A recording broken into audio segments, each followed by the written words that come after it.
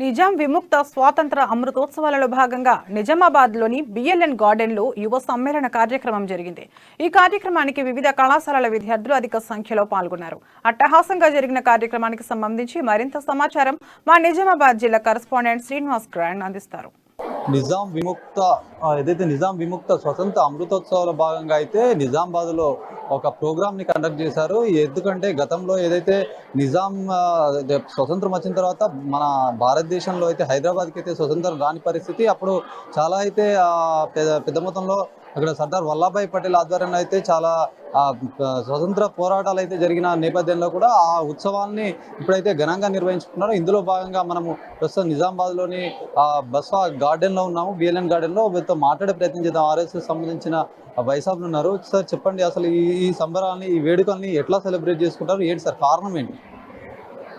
ఈ యొక్క నైజాం విముక్త పోరాట చరిత్ర అనేటువంటిది ఈ రోజున్నటువంటి సమాజానికి యువతికి ముందుగా తెలియాలని చెప్పేసి మేము ఈ సంవత్సరం 2022 సెప్టెంబర్ 17 నుంచి 2023 సెప్టెంబరు 17 వరకు కూడా ఈ సంవత్సరం అంతా కూడా ఈ ఉత్సవాలు జరుపుకుంటున్నాము. దాంట్లో భాగంగానే మొన్న సెప్టెంబర్ 17వ తేదీ నాడు అన్ని మండల కేంద్రాల్లో కూడా జాతీయ జెండాను ఎగరేయడం జరిగింది. ఇప్పుడు ఈ నవంబర్ మాసంలో ప్రతి జిల్లాలో కూడా యువ సమ్మేళనాలు పెరుగుతున్నాము. సుమారుగా 1000 మందికి తక్కువ కాకుండా యువకులందరినీ కూడా ఒక చోట గ్యాదర్ చేసి వాళ్ళందరికీ కూడా ఈ యొక్క నైజాం యొక్క దురాచారాలు, ఆ యొక్క నైజాం విముక్తి కోసము గ్రామాల్లో ఉన్నటువంటి పోరాట చరిత్రలు ఇవన్నీ కూడా యూత్కు తెలియజేయాలనేటువంటి ఉద్దేశంతో ఈ యొక్క యువ సమ్మేళనాలు అనేటువంటి మేము జరుపుతున్నాము. అలాగే రాబోయే జనవరి మాసంలో జనవరి 1 నుండి 15 వరకు కూడా జనజాగరణ కార్యక్రమాన్ని జరపబోతున్నాము.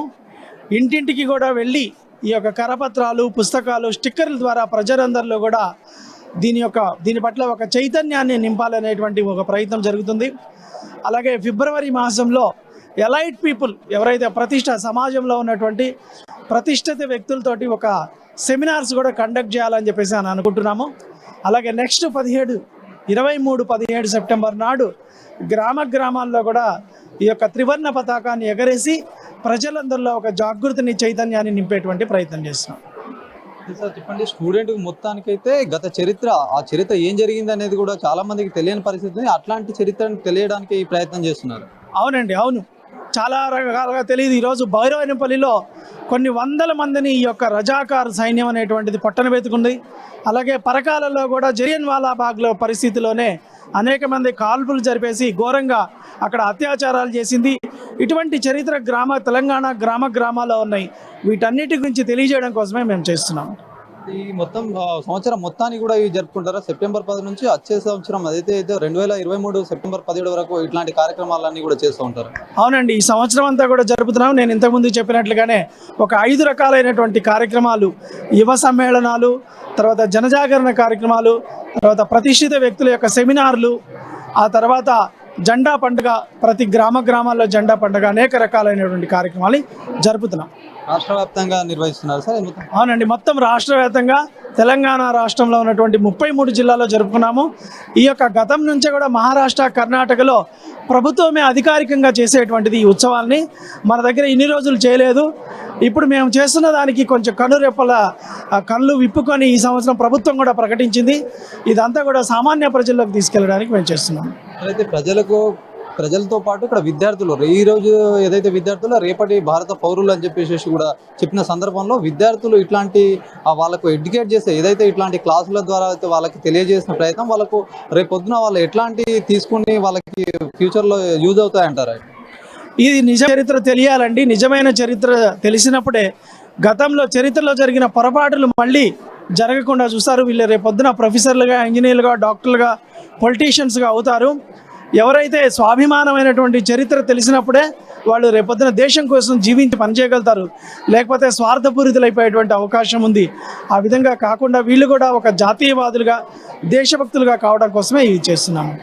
యువతకు, ప్రజలకు ఎలాంటి సందేశం ఇస్తారు సార్ చివరగా? వాళ్ళందరూ కూడా తమ చదువులతో పాటు తమ కుటుంబాలతో పాటు దేశం గురించి ఆలోచించాలి. మన యొక్క గత చరిత్రను తెలుసుకోవాలి. మన యొక్క వీరుల యొక్క చరిత్ర, తెలంగాణ పోరాట చరిత్ర, నైజాం యొక్క విముక్తి పోరాట చరిత్ర తెలుసుకొని దానితోటి ప్రేరణ పొంది ఈ దేశానికి సేవ చేయాలని నేను తెలియజేస్తున్నాను. Thank you sir.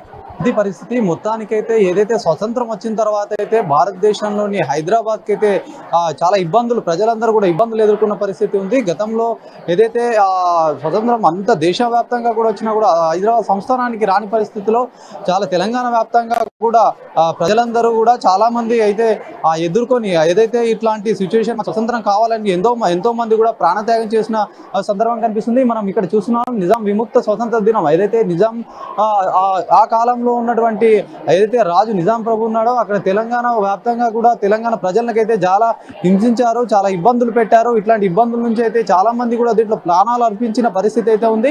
వీళ్ళందరూ కూడా ప్రాణత్యాగం చేసిన విలువల్ని వాళ్ళు చేసిన ఏదైతే త్యాగాలకు గుర్తుగా అయితే ప్రజలందరికీ తెలవాలి. ఈ రోజున్న ఈ విద్యార్థులందరికీ కూడా తెలవాలి. ఈ సమాజం కూడా భవిష్యత్తు కూడా పిల్లలపైన, యువతపైన ఆధారపడి ఉంటుంది కాబట్టి వాళ్ళందరికీ ఈ చరిత్ర తెలవాలి. అసలు ఏం జరిగింది, ఎట్లా ఉంది, అలాంటి చరిత్ర మొత్తం ప్రజలందరూ తెలుసుకోవాలి. దాంతోపాటు విద్యార్థులందరూ కూడా తెలుసుకోవాలనే ఒక ఉద్దేశపూర్వకంగా అయితే సెప్టెంబర్ 17 నుంచి అయితే వచ్చే సంవత్సరం 2023 సెప్టెంబర్ 17 వరకు అయితే అనేక కార్యక్రమాలు చేపడుతున్నాం. ఈ కార్యక్రమాలన్నిటి కూడా చేస్తున్న ఏదైతే 1 year లోపల చేస్తున్నాడో ఇలాంటి కొన్ని కార్యక్రమాలు కూడా ప్రతి ఒక్కరు తెలియాలి. ప్రతి ఒక్కరు కూడా యువత దేశాన్ని ప్రేమించాలి.